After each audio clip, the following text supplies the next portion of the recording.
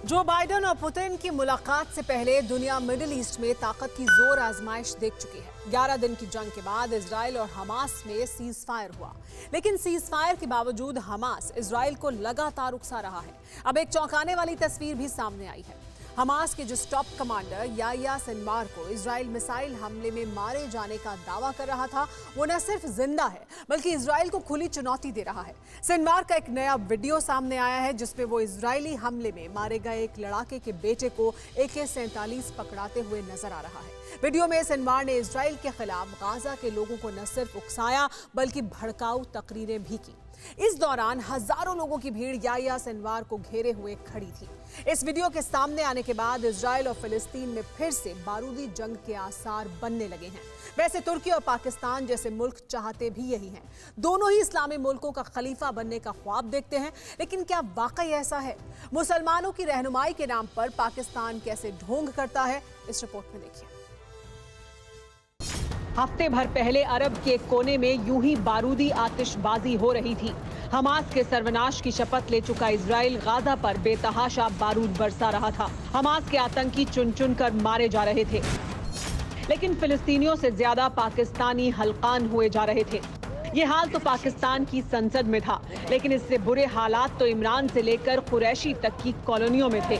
Israel के बरसते बारूद से नियाजी की नींद उड़ चुकी थी, तो कुरैशी की जुबानी खलाबाजियों की रफ्तार भी कम नहीं थी। वहाँ से अमेरिका की राह ली, UN में मक्कारी का पिटारा खोला। ये सब कुछ इसलिए क्योंकि नियाजी को हमास पर बरसते बारूद में इस्लामी मुल्कों का खलीफा बनने का ख्वाब नजर आ रहा था। लेकिन अमेरिका में कुरैशी की ही जुबान से इमरान की मक्कारी उजागर हो गई। पाकिस्तान और तुर्की में खलीफा बनने की होड़ लगी हुई है। दोनों ने ही फ्रांस और इजराइल के खिलाफ खूब जहर उगला, लेकिन जब बात उइगरों की हो, जब बात चीन की हो, तो दोनों ही मुल्कों को सांप सूंघ। जिसे चाहा जब घर से उठा दिया, सड़क पर मारा, जेल में डाला। उइगर पर चीन के जुल्म ज्यादतियों से दुनिया वाबस्ता है। चीन के पाप की इन तस्वीरों को जमाना देखता है, लेकिन कौम की रहनुमाई के नाम पर ढोंग करने वाले इमरान के शागिर्दों को धीरे धीरे गायब होते उइगर मुसलमानों की कौम नजर नहीं आती। अमेरिका में हमास की पैरवी करने गए शाह महमूद कुरैशी से जब उइगर को लेकर सवाल पूछा गया तो क्या कहा, खुद सुनिए। अल्फाजों को चबाकर, मुंह को टेढ़ा कर जुबान से मिसाइल दागने वाला कमाल का शख्स है ये। कहने को ओहदा पाकिस्तान के विदेश मंत्री का है, लेकिन गैरत बित्ती भर की भी नहीं है। बात उइगरों की हो रही थी, लेकिन कुरैशी कश्मीर के नाम पर घड़ियाली आंसू बहाने लगे। वैसे पाकिस्तानियों को मक्कारी का ये हुनर जिन्ना से विरासत में मिला है, क्योंकि इस्लामाबाद की गद्दी पर जो भी बैठता है उसे चीन माई बाप नजर आने लगता है। इसीलिए कुरैशी ही नहीं, जिनपिंग के फरमान की नाफरमानी करने की औकात इमरान खान से लेकर बाजवा तक की नहीं है। गजब की कौम है पाकिस्तान भी। चीन के जिस पाप को दुनिया जानती है, उसका पता पाकिस्तान के वजीर आजम को ही नहीं है। लेकिन पाकिस्तान के एक तबके को एहसास हो चुका है कि वो दिन दूर नहीं है जब उनका हाल भी उइगरों की तरह होगा।